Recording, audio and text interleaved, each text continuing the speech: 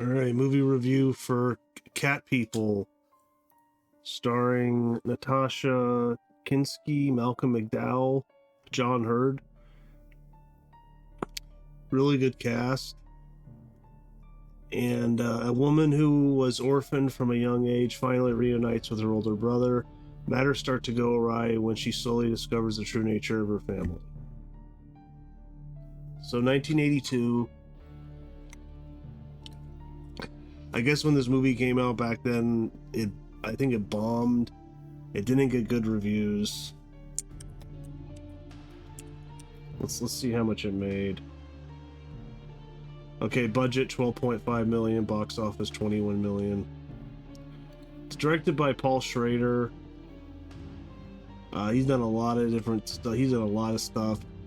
Writer of Taxi Driver, director, writer, Blue Collar, Hardcore, writer on Raging Bull, director of American Gigolo, which I have a review of that too.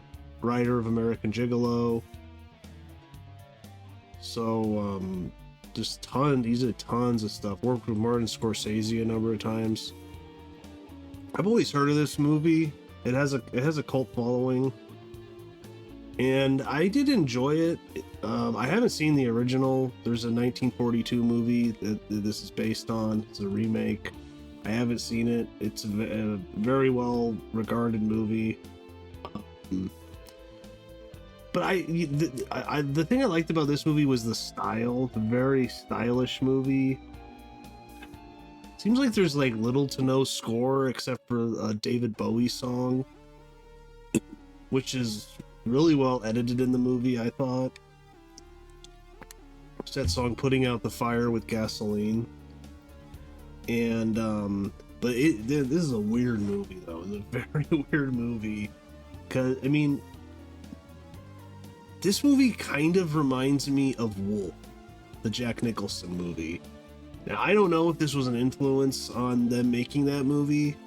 I could see it though, because this is almost like a cat person werewolf movie, which is kind of weird, but that's kind of what it is. Now but I did enjoy it though. It's I think it's very well directed. Malcolm McDowell does a good performance. You know, he's in a lot of bad movies, unfortunately, but I would say this is a good one.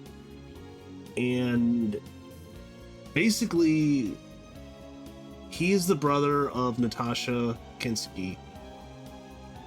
They both have this secret that they transform into cats, into, I think, Black Panthers. And he's been doing it for a while. She's kind of like, I don't think she's ever transformed until later in the movie, but she kind of like feels like everything's off. And then later there's a transformation. There's also like a weird incest theme in this movie, because their parents, Malcolm McDowell says, were brother and sister. And basically the movie starts and opens in prehistoric times, and this lady, she's like strapped to a tree. I don't know if she's like a slave or something, but then a cat basically, you know, has sex with her. And I guess we're supposed to assume that then from then on she had children, and the line is connected to Natasha Kinski and Malcolm McDowell. And to keep the line going, they really only have sex with each other. Like, Natasha's she likes John Hurd. John Hurd's really into her, but she won't sleep with him. She tells him, we'll never be together because I can't sleep with you. He doesn't really understand what's going on or believe it. He runs a zoo. Most of this movie is in New Orleans, Louisiana. New Orleans, and throughout the movie he's kind of figuring out what's going on slowly. Natasha is finally, she's been in orphanages, and she's finally found by Malcolm McDowell, and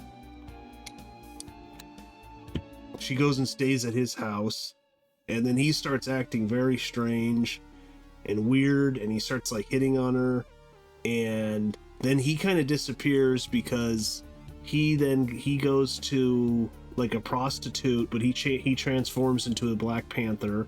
He attacks her, she runs away. They call animal control, which is John Hurd.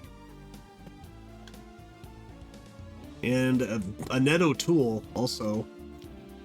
And Frankie Faison's in this too as a detective. But they call animal control, they go there. They're able to finally knock him out.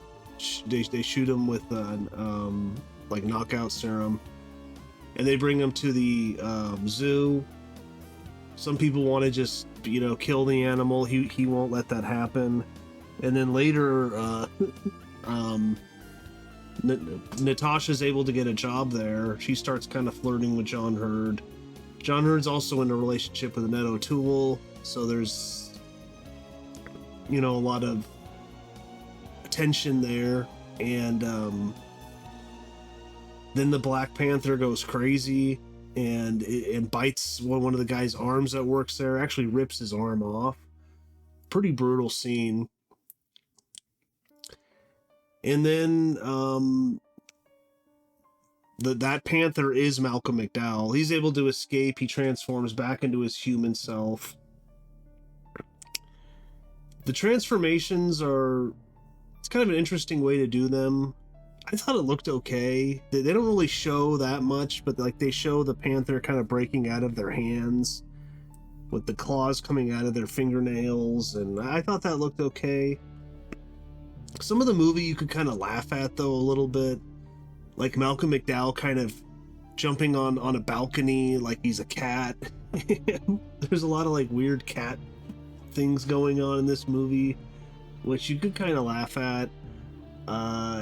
If you want to see Natasha Kinski naked, man, she gets naked a lot of this movie. So yeah, check it out. She's a very attractive woman. So that's in the movie a lot. If you're interested in just that, maybe check the movie out. But yeah, it's a strange, weird movie. But I'd say I did like it though. But yeah, I got bad reviews at the time. And so some of the trivia, story goes that director Paul Schrader and lead actress Natasha Kinski had an affair during the production. Schrader fell in love and planned to propose marriage to Kinski at the wrap party, but she didn't show up and cut off all communication with him. After 3 months, Schrader finally tracked Kinski down in Paris, where she bluntly told him, Paul, she says she always has sex with I always have sex with my directors, and with you it was difficult.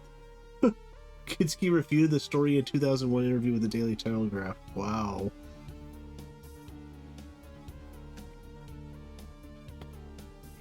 Reportedly, explicit frontal nude scenes of Natasha Kinski were shot during production. Kinski requested the producer Ned Tannen that this nude footage not be included in the movie. Well, it is included, and there's a lot of it. So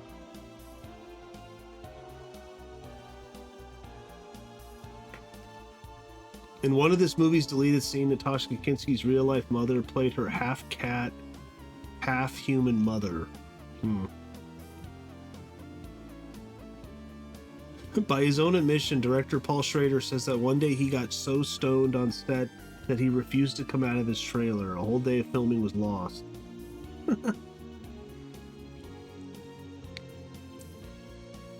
Producer Ned Tannen reportedly said to director Paul Schrader, Paul, if I have to sit through this shit, then you do too. You made it. Man, people hated this movie back then. John Hurd, who's the dad in Home Alone 1 and 2, revealed how he was almost turned down the role because he believes it was a porno movie. He also recalled that he had felt very awkward, particularly during the nude scenes. The scene where Alice and Ed O'Toole is being stalked at the swimming pool is a direct homage and reworking from an equivalent scene in the original Cat People 1942. The scene is the main common element of the two films. Apart from the Cat People, they are completely different stories.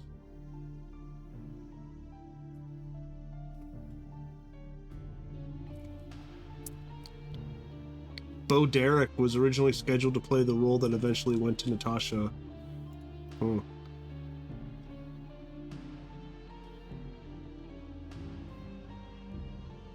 The director liked Frankie Faison's performance as Detective Brandt, but in editing he didn't feel his voice worked, so it was dubbed by that of the actor Albert Hall. That's kind of weird. 26 minutes into this movie, Irina sketching the black cat in the zoo is the scene with which the original film began.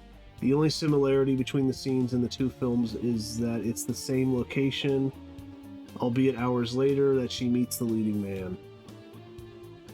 The remake of Cat People 1982 was made and released around the same time as The Thing from Another World. 1951 was being made as the remake of Night of the Thing.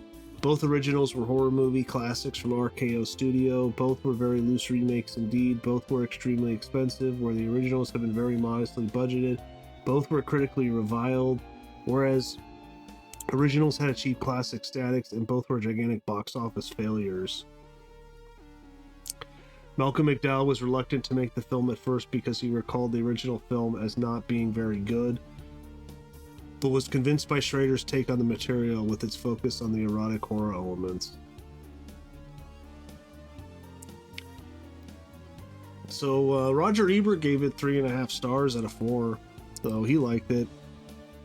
He says it's a preposterous idea untold centuries ago, when all the world was a desert of wind-whipped blood-orange sand, and lepers lounged lazily in barren trees and arrogantly ruled all they could see. A few members of the puny human race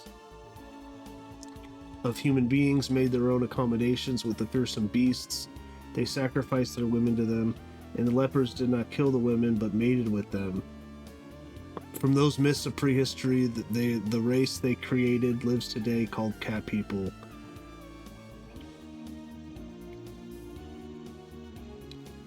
Cat People moves back and forth between its mythic and realistic levels, held together primarily by the strength of Kinski's performance and John Hurt's obsession. Kinski is something.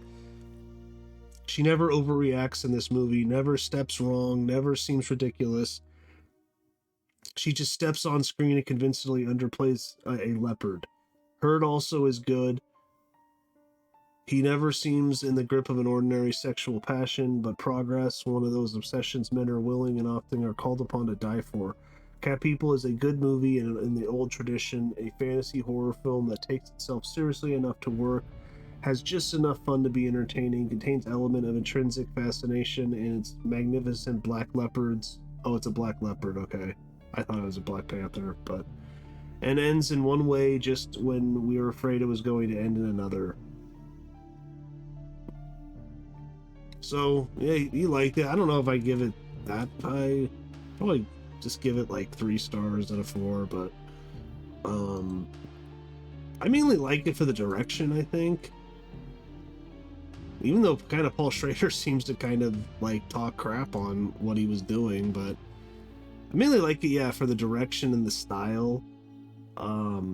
It is a weird movie, you know, with weird themes, but yeah, I don't know. I'd say give it a watch. It's not that long, so, but yeah, Cat People, directed by Paul Schrader, but yeah, that's about it. I'll see you next time.